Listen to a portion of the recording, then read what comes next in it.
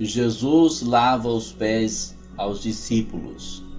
Também tem um assunto intitulado Jesus prediz que Judas o há de trair, e as últimas instruções que Jesus dá aos seus discípulos, e fala da razão de sua saída do mundo, e faz a promessa do Consolador. Ora, antes da festa da Páscoa, sabendo Jesus que já era chegada a sua hora de passar deste mundo para o Pai, como havia amado os seus que estavam no mundo, amou-os até o fim. E acabada a ceia, tendo o diabo posto no coração de Judas Iscariotes, filho de Simão, que o traísse, Jesus, sabendo que o Pai tinha depositado nas suas mãos todas as coisas, e que havia saído de Deus e ia para Deus, levantou-se da ceia, tirou as vestes, e tomando uma toalha, cingiu-se.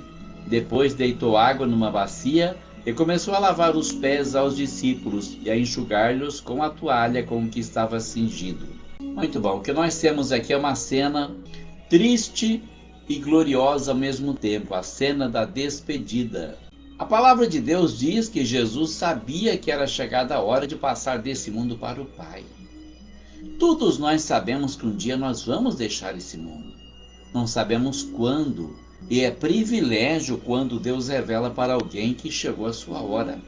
E eu peço muito a Deus que me revele quando estiver chegando a minha hora, porque eu gostaria muito de glorificar o nome do Senhor na minha partida desse mundo também. Mas seja aquilo que Deus quiser e não aquilo que eu quero. Mas por que Jesus sabia? Porque ele era um homem totalmente controlado pelo Espírito Santo. E nesse ponto aqui nós vamos frisar que não havia nada do seu atributo de onisciência, porque ele não estava usando os seus poderes aqui. Ele não usava seu poder no mundo, ele usava o poder do Espírito Santo. Era o poder de fazer cura, milagre, era o poder da revelação, era o poder de operar maravilhas. Tudo que ele fazia era por intermédio do Espírito Santo de Deus, nos deixando o exemplo de que, se nós tivermos uma vida abnegada como ele teve, se nós vivermos com uma dedicação total a Deus como ele viveu, e sendo controlados pelo Espírito Santo, podemos fazer as mesmas coisas que ele fez. E ali no próximo capítulo nós vamos encontrar uma mensagem que ele deixa dizendo: aquele que crê em mim também fará as mesmas obras que eu faço, e as fará maiores, porque vou para o meu Pai. Então a verdade é que ele sempre fez a obra de Deus utilizando o poder do Espírito Santo, como todos nós podemos utilizar também. Mas o mais interessante aqui é sabendo que Jesus, sabendo que havia chegado a sua hora, o mais importante aqui é que nós conscientizemos que chegou a hora de deixar esse mundo. Ele, sabendo disso, então, como ele havia amado os seus que estavam no mundo, ele os amou até o fim. Isso me chama a atenção, porque quantas vezes nós deixamos os seres amados pelo caminho, por qualquer motivo, muitas vezes, por motivos banais, ou às vezes até sem motivo, vamos deixando eles pelo caminho. Eu acabei de passar por um dilema muito grande na família, e eu senti o Senhor falando no meu coração, porque quando nós temos intimidade com Deus, irmão, nós podemos não ouvir voz humana, mas nós sentimos o Espírito falar no coração. E dizia assim: você pede para mim não deixar nenhum dos seus filhos para trás. Vai deixar alguém para trás? Você vai deixar? Vai lá e se conserta. Como é que eu faço, Senhor? Você tem razão, mas diz que não tem, diz que é errado. Se acerta, o que importa agora é acertar a situação. E obedecendo ao Espírito Santo, a minha vida, de repente, da tempestade, da tormenta, o sol começou a brilhar e tornou-se uma maravilha. Porque a obra de Deus é perfeita, irmão. Se nós dermos ouvidos ao Espírito Santo, como está escrito lá em Hebreus, capítulo 4, versículo 12, se não me falha a memória, eu confundo o capítulo 3 com o capítulo 4, porque os dois fazem menção a essa palavra, onde o apóstolo diz assim: hoje, se ouvirdes a sua voz, a voz do Espírito Santo, não endureçais os vossos corações. Muitas vezes nós sentimos que é Deus que está falando, mas nós não abrimos o coração, nós não queremos abrir mão de nada. Nós somos egoístas, nós somos materialistas, nós somos orgulhosos, arrogantes e soberbos, e nós só temos a perder com isso. Jesus amou-os até o fim, não deixou ninguém para trás. Jesus não costuma deixar ninguém para trás, irmão. Se você ora pela sua família, ora crendo, porque o Senhor vai encontrar eles onde eles estiverem, vai trazê-los de volta. Já faz um bom tempo, em 2010, meu filho foi embora, meu filho mais velho, numa união que nós não aprovamos. Não poderia fazer nada, ele era maior de idade, ele seguiu o caminho dele. Quando tomei consciência do que estava acontecendo e vendo que meu filho quase trilhava pelo caminho da idolatria, eu comecei a orar: Senhor, traga o meu filho de volta. Senhor, traga o meu filho de volta. Todo dia de manhã, 5:30 da manhã, ajoelhado nos pés da cama: Senhor, traga o meu filho de volta. Entre outros tantos pedidos que eu faço, que estão registrados no meu caderninho verde. Senhor, traga o meu filho de volta. E o tempo passou. Foi 2011, 2012, o tempo foi passando. Algum tempo atrás, a minha filha mais velha, que trabalha em Bebedouro, conheceu uma irmã chamada Verônica, uma senhora muito usada por Deus, e essa irmã ligou para ela um dia e disse: você tem um irmão que tem uma doença degenerativa, não sei se é assim que fala, degenerativa, uma doença que não tem cura. E ela disse: tenho sim, é o meu irmão, e falou o nome dele. E ela disse assim: o senhor está me dizendo que vai trazê-lo de volta lá de onde ele estiver. Ela nem sabia quem era essa pessoa, quer dizer, totalmente usada por Deus realmente, né? E naqueles dias eu tinha conversado com a minha esposa, falado para ela: ainda oro pelo nosso filho, para o Senhor trazer ele de volta. E ela me disse: olha, eu não oro mais para Deus trazer ele de volta, eu oro para Deus encaminhar ele. E não, eu oro para Deus trazer ele de volta, porque ele está vivendo uma vida ilegal, uma vida errada. O Senhor vai consertar a vida dele, porque o Senhor tem uma promessa na vida dele.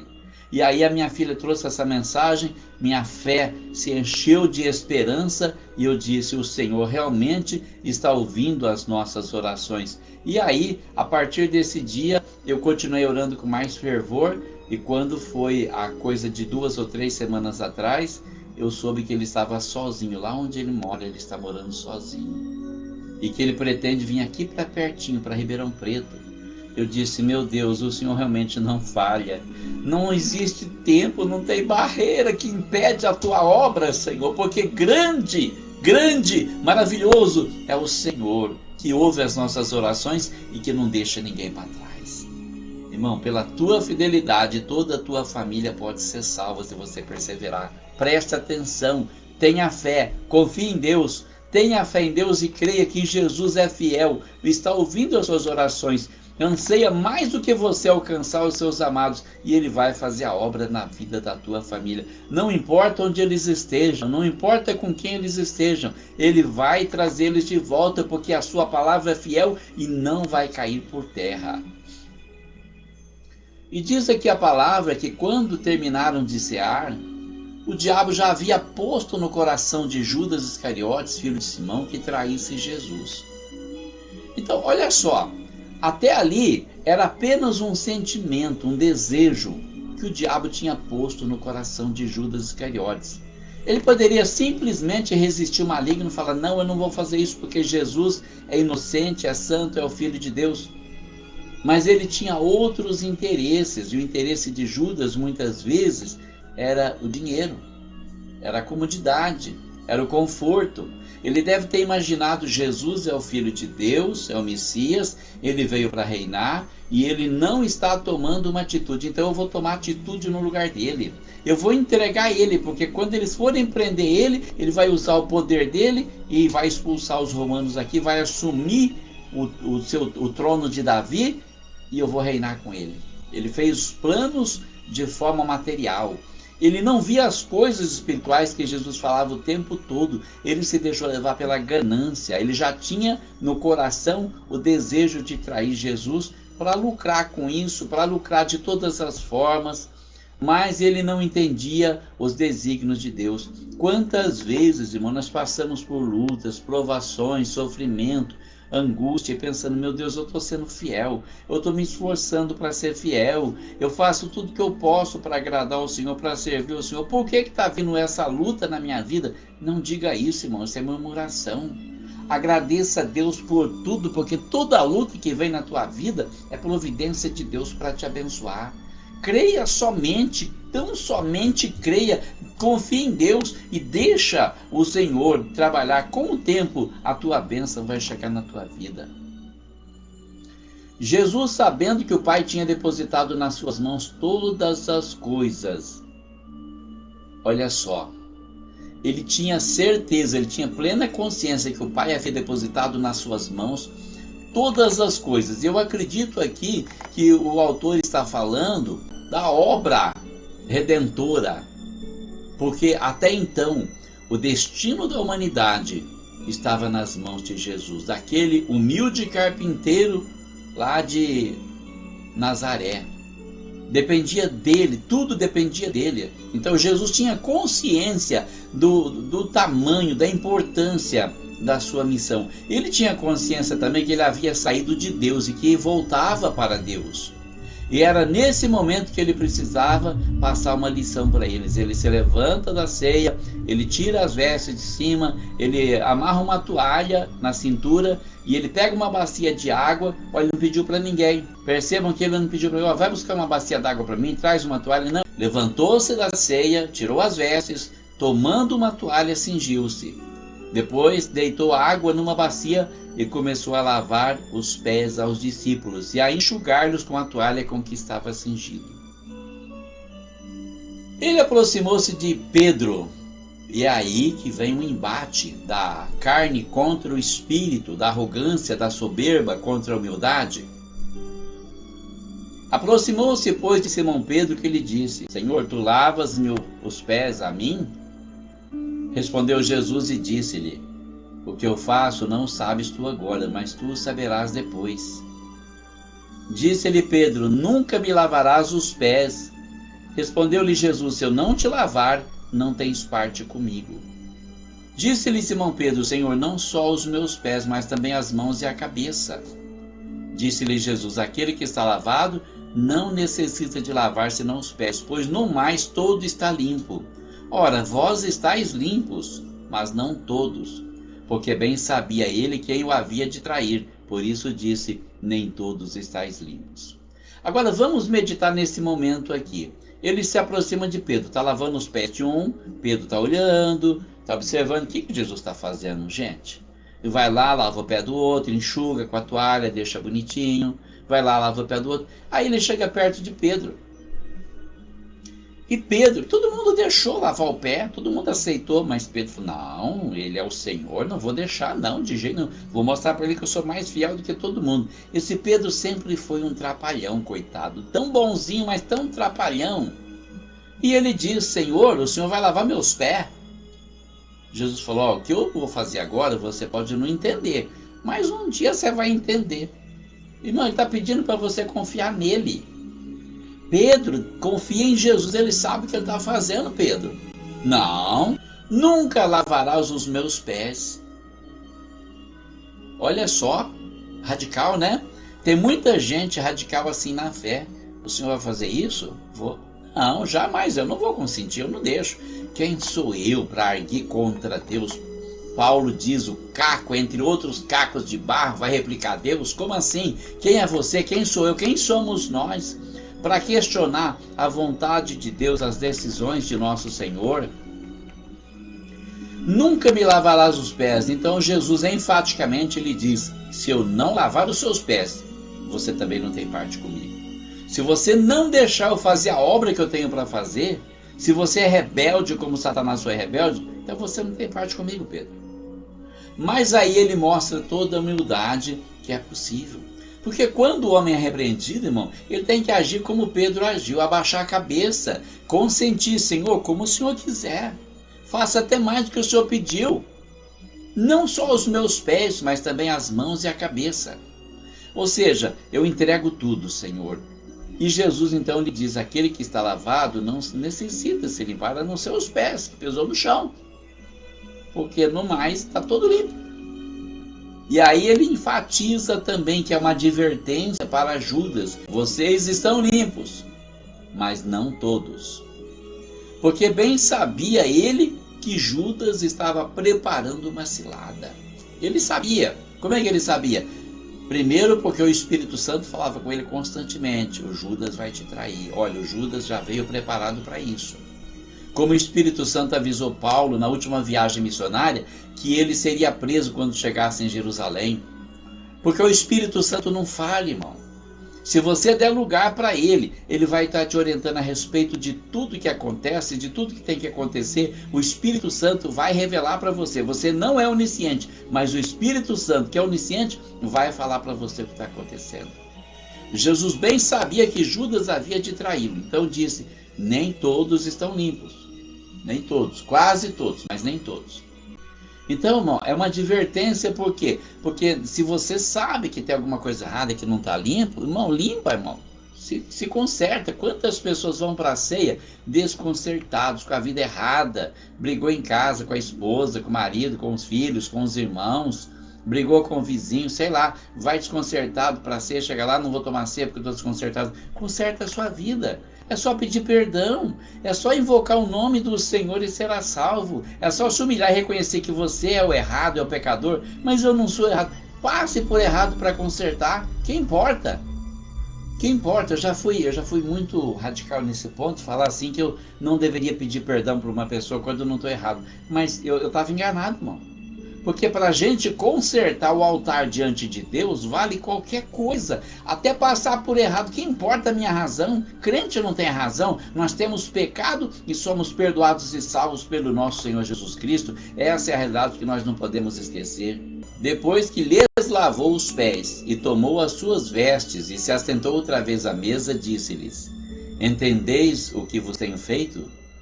Vós me chamais mestre e senhor e dizeis bem, porque eu sou. Ora, se eu, Senhor e Mestre, vos lavei os pés, vós deveis também lavar os pés uns aos outros. Porque eu vos dei o exemplo, para que, como eu vos fiz, façais vós também. Na verdade vos digo, que não é o servo maior do que o seu Senhor, nem o enviado maior do que aquele que o enviou. Se sabeis estas coisas, bem-aventurados sois, se as fizerdes. Não falo de todos vós, eu bem sei os que tenho escolhido, mas para que se cumpra a escritura, o que come o pão comigo levantou contra mim o seu calcanhar. Desde agora vou-lo digo antes que aconteça, para que quando acontecer, acrediteis que eu sou. Na verdade vos digo, se alguém receber o que eu enviar, recebe a mim, e quem recebe a mim, recebe aquele que me enviou. Então, nessa outra cena, nós encontramos Jesus retomando o seu assento. Ele põe as vestes, ele se assenta no seu lugar outra vez, e aí ele vai conversar com eles. Ele fez uma coisa, agora ele vai explicar. A lição muitas vezes tem esses dois lados, irmãos. Tem o lado de dar o exemplo, e tem o lado também de você falar para a pessoa entender.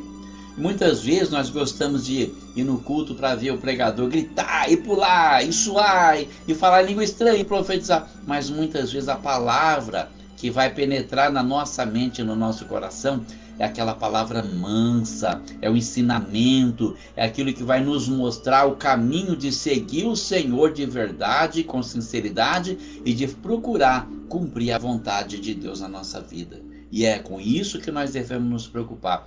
E ele então começa a falar com eles: vocês entenderam o que eu fiz? Vocês me chamam mestre e senhor, e fazem bem, porque eu sou mestre e sou senhor. Ora, se eu sou mestre e senhor, e eu lavei os pés de vocês, vocês também devem lavar os pés uns aos outros. Não somente os pés, mas cuidar. Quando a pessoa precisa, você cuidar. Saber que aquela pessoa está passando dificuldade e você está abençoado, irmão, vai lá no mercado, faz uma comprinha, leva para o irmão. Você sabe que está passando dificuldade, não espera ele pedir. Tem gente que fala assim: tem que esperar a pessoa falar, comunicar uns com os outros nas suas necessidades. Não, irmão, não espera não. Seu irmão está com fome, vai lá dar de comer para ele. Você tem, Deus te abençoou, te deu bastante para você ser generoso. Deus foi generoso com você para você ser generoso com todo mundo. Vai lá e faz a sua parte. Não quer levar uma compra completa? Leva uma mistura, porque de repente ele achou, ele tem dinheiro para comprar um arrozinho e um feijão, não tem dinheiro para comprar um quilo de carne. Leva uma misturinha para ele, leva um refrigerante, leva uma barrinha de chocolate, que às vezes ele compra o necessário, não sobra, e os filhos dele têm vontade. Leva alguma coisa para ele, abençoa ele. Quanto mais você abençoa o seu irmão, mais Deus vai abençoar a sua vida. Então Jesus está dizendo aqui, eu lhes dei o exemplo para vocês fazerem como eu fiz. E aí ele diz mais ainda, presta atenção nisso. O servo não é maior do que o seu senhor. Ele está citando aqui a questão da escravidão, porque havia muitos escravos ainda na época. Quer dizer, o escravo não é maior do que o dono dele. Aquele que é enviado, o mensageiro, não é maior do que aquele que o enviou. Aí ele diz mais, uma observação interessante que sempre chamou minha atenção. Se sabeis essas coisas, bem-aventurados sois se as fizerdes. Então, o que quer dizer isso? Se vocês sabem destas coisas, serão abençoados se fizerem. Se não fizer, perde a bênção, irmão. Perde a bênção, deixa de ser abençoado. Aí ele faz uma outra observação. Não falo de todos vocês. Eu bem sei aqueles que eu escolhi. Ou seja, os que eu escolhi são meus. E esses vão fazer a minha vontade. Mas para que se cumpra a Escritura vai ter que se cumprir. Não vai cair um tio nem um jota da lei sem que tudo seja cumprido fielmente. A Escritura diz o quê? O que come o pão comigo levantou contra mim o seu calcanhar. Ou seja, eu abençoei a pessoa e a pessoa me chutou para fora da vida dela. A pessoa me traiu, foi covarde comigo. A covardia não acontece só com você não, irmão. A ingratidão não acontece só com você, acontece com muitas outras pessoas. É a mensagem que nos edifica, né? É que nem aquela chuva fininha que vai molhando o solo, vai fertilizando o solo. Nosso coração precisa de uma mensagem mansa, tranquila, para compreender a palavra de Deus. E nós precisamos aprender a valorizar essas coisas. É uma das coisas que eu mais apreciei a vida toda no pastor Lourival, que de vez em quando aparece por aqui nas minhas lives. E lá que é o pastor de igreja, onde eu vou ao Apocalipse na quinta-feira, né? Que ele sempre foi um grande ensinador da palavra de Deus, um grande expositor, sempre fez ensinos maravilhosos, aquela palavra mansa, tranquila, que penetra no coração, que deixa uma lição de vida para a gente. Agora aqui Jesus continua meditando, desde agora vou-lo digo, antes que aconteça, para que quando acontecer, vocês acreditem que eu sou. O que ele quer dizer com isso? Olha, eu estou falando antes de acontecer, para quando acontecer, vocês lembrarem e falar, Jesus tinha falado, Jesus sabia, Jesus é o Filho de Deus. Ele diz mais ainda, se alguém receber o que eu enviar, recebe a mim. Então, essa palavra que está sendo enviada para o teu coração, se você recebe, você está recebendo o próprio Jesus na sua vida e no seu coração. E ele diz mais, quem recebe a mim, recebe aquele que me enviou. Então, no momento que você aceita essa palavra que te foi enviada, você recebe tanto a Jesus quanto ao Pai. O Pai e o Filho estarão na sua vida. Quem poderá te derrotar se o Pai e o Filho estiverem na tua vida? Tendo Jesus dito isto, turbou-se em espírito e afirmou, dizendo, na verdade vos digo que um de vós me há de trair. Então os discípulos olhavam uns para os outros, duvidando de quem ele falava. Ora, um de seus discípulos, aquele a quem Jesus amava, estava reclinado no seio de Jesus. Então Simão Pedro fez sinal a este para que perguntasse quem era aquele de quem ele falava. E inclinando-se ele sobre o peito de Jesus, disse-lhe, Senhor, quem é? Jesus respondeu, é aquele a quem eu der o bocado molhado. E molhando o bocado, o deu a Judas Iscariotes, filho de Simão. E após o bocado entrou nele Satanás. Disse, pois, Jesus, o que fazes, faze-o depressa. E nenhum dos que estavam assentados à mesa compreendeu a que propósito lhe dissera isto. Porque como Judas tinha a bolsa, pensavam alguns que Jesus lhe tinha dito, compra o que nos é necessário para a festa, ou que desse alguma coisa aos pobres. E tendo Judas tomado o bocado, saiu logo e era já noite. Então, quando Jesus diz isso, quem recebe a mim, recebe aquele que me enviou, ele começa a ficar emocionado, porque Jesus é tão sentimental, irmão. Quem não percebe nos evangelhos, na escritura, como que Jesus era amoroso e sentimental, não conhece Jesus como deveria conhecer, porque, olha, eu fui conhecer esse Jesus amoroso aqui, já disse algumas vezes, vou repetir, no passamento do meu irmão Dorival, que aconteceu em 2006. Eu estava tão desesperado, eu estava tão desanimado de tudo, e de repente, lá naquele culto na casa do irmão Bravo, ele tomou a boca da filha do Bravo, a Luana, e ele falou comigo. Ele falou comigo de uma forma que eu jamais vou esquecer, eu nunca, em toda a eternidade, eu nunca vou esquecer. Porque eu estava duvidando dele. Eu estava dando ouvido aos fofoqueiros que tinham falado mal do meu irmão, pensando que o meu irmão tinha se perdido. Isso me levou a duvidar da graça de Deus. E ele não foi vingativo, ele não foi rancoroso, ele foi amoroso. Ele veio falar comigo de uma tal forma, o que eu pude sentir naquela voz era aquele desespero para me consolar, para me mostrar que o meu irmão estava com ele, que o meu irmão estava ao lado dele, segurando a mão dele, na luz de Jesus, e me tirou um peso tão grande do meu coração naquela noite, eu nunca mais esqueci. O ambiente que nós estávamos parece que não tinha mais oxigênio para respirar. Eu respirava amor, porque se falar que Deus é amor, que Jesus é amor, irmão, Jesus é a essência do amor. Jesus é a essência, não dá para descrever o quão amoroso ele é. Mas todo esse amor o entristeceu muito, porque naquele momento ele precisava dizer para eles: um de vocês vai me trair. Por que ele falou isso? Porque era um último aviso para Judas. Muda de ideia, Judas. Pensa no que você está fazendo, você pode ser salvo, meu filho. Eu não quero que você se perca, eu não quero que você vá para o inferno. Então os discípulos olhavam uns para os outros, duvidando de quem lhe falava. Ou seja, como acontece sempre, né? Será, o que ele está querendo dizer com isso? Não tem ninguém que vai trair ele, imagina. Que é isso? Não é? Para não falar outra coisa. E tinha um de seus discípulos, e alguém escreve esse evangelho, João, que ficava sempre do lado dele. Quando fala, estava reclinado no seio de Jesus, estava sempre perto, pronto para baixar, para ouvir, como a gente faz às vezes com uma pessoa que está numa reunião, e a pessoa quer ouvir, você abaixa, fala, ouve a pessoa, ou você vai falar com a pessoa, abaixa e fala desse jeito aí, para não dar lado para pessoas maliciosas pensar tolice, como algumas pessoas já chegaram a falar, e vão pagar pelo que falaram, porque de Deus não se zomba, né? Então esse discípulo, ele estava bem do lado do Senhor. Diz, estava reclinado no seio de Jesus, estava bem do lado. Então Simão Pedro sabia da amizade de Jesus e João e fez um sinal para ele, pergunta para ele quem é. E João, inclinando-se sobre o peito de Jesus, bem, Senhor, fala para mim aqui, quem é, Senhor? E Jesus falou, aquele a quem eu der o bocado molhado. O pão, pegou o pão, molhou no vinho. Toma, Judas. Só Judas comeu o bocado molhado.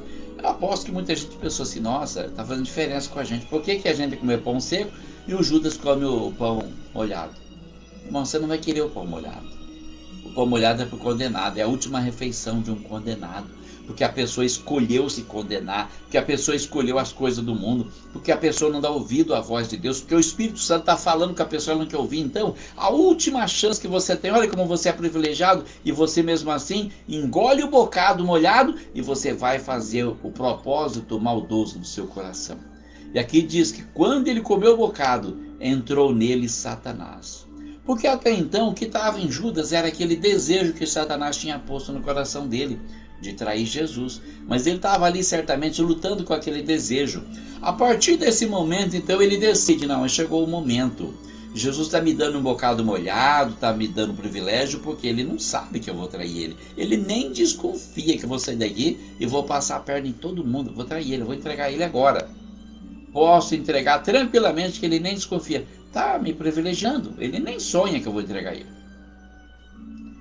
E aí Jesus olha para ele e fala, o que você tem para fazer, Judas, faça logo. Ou seja, toma a tua decisão agora. É hoje ou nunca. É céu ou inferno. É arrebatamento ou tribulação. O que você vai escolher, Judas? E as pessoas estavam ali olhando um para o outro. O que Jesus está dizendo? Deve estar pedindo para ele comprar alguma coisa. Porque Judas era o tesoureiro. Era ele que guardava a bolsa das ofertas. Então pensaram, Jesus mandou ele comprar alguma coisa para a festa ou dar dinheiro para os pobres? Normal. E Judas então engoliu o bocado e saiu. Ele saiu logo. Ele já estava com pressa de fazer o que tinha que fazer. E na hora de tomar a decisão, ele pensou, é agora, vou fazer isso. E o interessante, o versículo 30 tem uma observação no final. Diz assim, e era já noite. Era o momento das trevas. Era o momento em que Jesus ia ser deixado sozinho. Era a hora do poder do inimigo. Tendo ele, pois, saído, disse Jesus, agora é glorificado o Filho do Homem, e Deus é glorificado nele. Se Deus é glorificado nele, também Deus o glorificará em si mesmo, e logo o há de glorificar. Filhinhos, ainda por um pouco estou convosco. Vós me buscareis, mas como tenho dito aos judeus, para onde eu vou, não podeis vós ir. Eu vos digo também agora. Um novo mandamento vos dou, que vos ameis uns aos outros, como eu amei a vós, que também vós uns aos outros vos ameis. Nisto todos conhecerão que sois meus discípulos, se vos amardes uns aos outros. Então observa essas instruções aqui, a revelação e a instrução. Na revelação ele diz assim que nesse momento o Filho do Homem seria glorificado. E Deus seria glorificado nele. Como? Era o momento de Jesus passar pela cruz, de pagar o preço da nossa redenção, da nossa salvação e reassumir o seu lugar na glória. Ele seria glorificado. E se Deus é glorificado nele, também Deus o glorificará. Ou seja, quando ele receber novamente a sua divindade, o seu poder, a glória que ele tinha antes, ele vai então para junto de Deus para governar o universo na presença do Pai. Aí ele diz assim, olha, estou com vocês mais algum tempo, vou ficar mais um pouquinho com vocês, mas depois eu vou sair. Vocês vão me buscar, vão me procurar, não vão me encontrar. Como eu falei para os judeus, para onde eu estou indo, vocês não podem ir. Não pode ir agora. E eu dou um novo mandamento, vou deixar um novo mandamento para vocês, que vocês se amem, sejam amados uns dos outros, que tenham amor perfeito. Paulo diz lá numa de suas cartas que o amor é o vínculo da perfeição, é o elo da perfeição. O amor que supera tudo, o amor que faz com que a gente deixe a razão, o amor que faz com que a gente se humilhe sem necessidade, o amor que faz com que a gente se desdobre de todas as formas para ganhar uma alma para o Senhor, principalmente da nossa família, não é? Então ele diz, esse novo mandamento eu lhes dou, vocês se amem uns aos outros, como eu amei vocês, que vocês também se amem uns aos outros. E aí ele faz a seguinte observação, é nisso que todos saberão que vocês são meus discípulos, que vocês são cristãos, se vocês se amarem uns aos outros.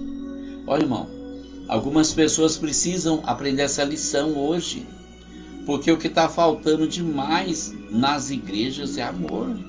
É uma busca por cargo, é uma busca por aparecer, é uma busca por situações melhores, condições melhores, vida melhor. Nós precisamos começar a entender qual era o alvo de Jesus, qual era o objetivo de Jesus. O objetivo de Jesus sempre foi o amor. Por amor ele desceu a esse mundo. Por amor ele viveu uma vida inteira de abnegação. Por amor ele morreu. Por amor ele ressuscitou. Por amor ele subiu ao céu e nos dá assistência. Porque se ele não tivesse subido, nós estaríamos sozinhos. Mas como ele foi para o céu, ele enviou o Espírito Santo para ficar conosco, nos consolar, nos guiar e nos dar todo o respaldo que nós precisamos para cumprir a nossa missão aqui na terra. Disse-lhe Simão Pedro, Senhor, para onde vais? Jesus lhe respondeu, para onde eu vou, não podes agora seguir-me, mas depois me seguirás. Disse-lhe Pedro, por que não posso seguir-te agora? Por ti darei a minha vida. Respondeu-lhe Jesus, Tu darás a tua vida por mim? Na verdade, te digo que não cantará o galo enquanto não me tiveres negado 3 vezes. Olha, eu estou aqui observando uma coisa. De vez em quando o Pedro dá uma escorregada. Primeiro Jesus falou que não, para onde ele vai a gente não pode ir. Isso não basta. Você vai querer saber para onde ele vai? Mas Pedro é insistente. Para onde o Senhor vai? Para onde eu vou você não pode agora me seguir, Pedro. Mas depois você me seguirá. Ou seja, eu não vou te abandonar, não vou te deixar para trás. Fica tranquilo, não tenha medo. Eu não vou abandonar você, não vou deixar ninguém para trás. Jesus não deixa ninguém para trás, irmão. Não precisa ter medo e não precisa ter pressa. Tem a hora para você ir. Eu passei muitos anos da minha vida, dos 30 anos até recentemente, pedindo: Senhor, me leve embora desse mundo. Eu não aguento mais esse mundo. Não suporto mais as afrontas desse mundo. Não suporto mais tanta maldade das pessoas. E ele não me levou porque ele tinha uma obra para fazer na minha vida. Eu estava errado. Nós temos que esperar, tem a hora certa para deixar esse mundo. O que importa é ele me dar saúde e vigor. Estou trabalhando, estou fazendo a obra de Deus também. Quinta-feira eu vou para Pitangueiras para dar aula de manhã. À tarde eu preparo a mensagem. De noite eu vou para Morro Agudo. Tenho saúde, tenho vigor, tenho disposição. Tenho a unção de Deus na minha vida. Uma noite dessas o pastor Lorival me ligou e falou: olha, irmão, o tempo está de chuva, está muito difícil, a estrada aqui é muito perigosa, é longe. Quer deixar para vir outro dia? Você vem. A gente fala que você não pode vir hoje. Eu falei: não, pastor, eu vou estar aí sim. Pode contar comigo. E eu fui. E como estava chovendo, eu pensei: vou chegar lá, vai ter 2 ou 3 pessoas. E quando eu cheguei, realmente tinha apenas 2 ou 3 pessoas ali. Eu sentei perto deles, comecei a conversar e falei: vai ser só para eles hoje. Mas antes de terminar a conversa, começou a chegar gente, um atrás do outro, veio aquele monte de gente para participar da nossa reunião naquela noite, e foi uma coisa gloriosa. Irmão, tudo tem um tempo, tem a hora. Se Deus está me dando vigor, eu quero servir a Deus com todas as oportunidades que Ele me concedeu. Porque muitas vezes você vai para uma igreja, você congrega numa igreja, chega lá e você não tem oportunidade. E muitas vezes Deus está te dando uma palavra, mas o homem prevalece. O homem não vai com a tua cara, o homem não quer que você fale, o homem quer falar, ele acha que a palavra está com ele. E você vai embora com aquela palavra que Deus te deu.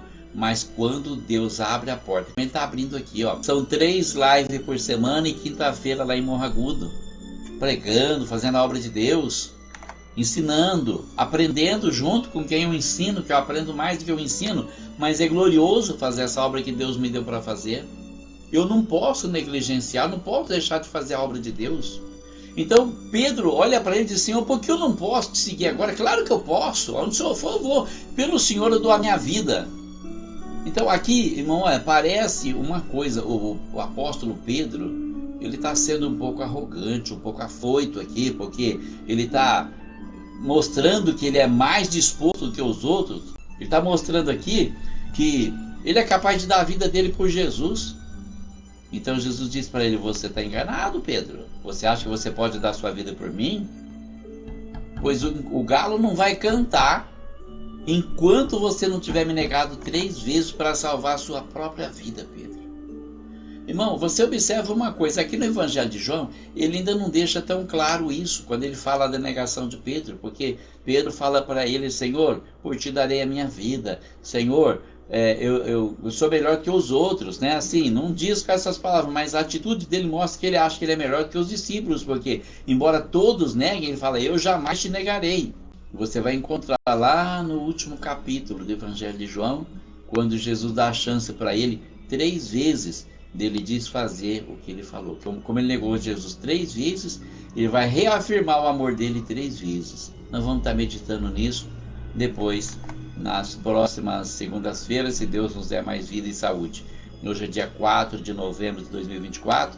Eu nunca pensei que ia chegar tão longe, nem chegar na idade que eu cheguei, nem receber a bênção que eu acabei de receber, e nem ver meu filho voltando. Falei: será que Deus vai permitir que eu veja o meu filho voltando? Mas graças a Deus ele está voltando, meu coração está muito alegre.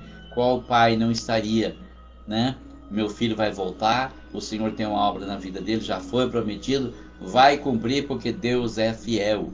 E agora eu estou orando para o Senhor preparar uma esposa para ele, uma esposa que seja temente a Deus, que ande na presença do Senhor e que eu ajude a servir o Senhor. Assim também Deus tem uma obra na tua vida, irmão. Se você for fiel, pode ter certeza que a palavra de Deus vai se cumprir na tua vida fielmente. Nenhuma palavra vai cair por terra.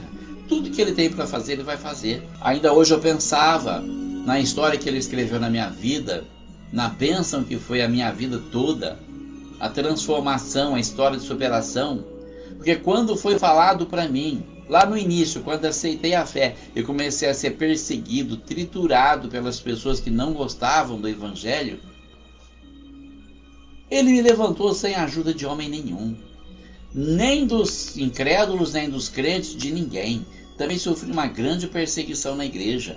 Relato isso no meu livro, O Escolhido e Força para Viver, que são 2 livros contínuos. Eu relato essa história aí da perseguição tanto dos incrédulos, como depois veio a perseguição no ministério, sabe? Então, se hoje eu cheguei onde eu cheguei, eu devo isso a Jesus e a mais ninguém. Tem o pastor Lourival, que sempre me deu apoio, sempre foi amigo, sempre me deu oportunidade, mas fora ele, quem mais me ajudou? Quem levantou a mão para mim? Sempre que eu estava caindo, havia pessoas para empurrar, para levantar.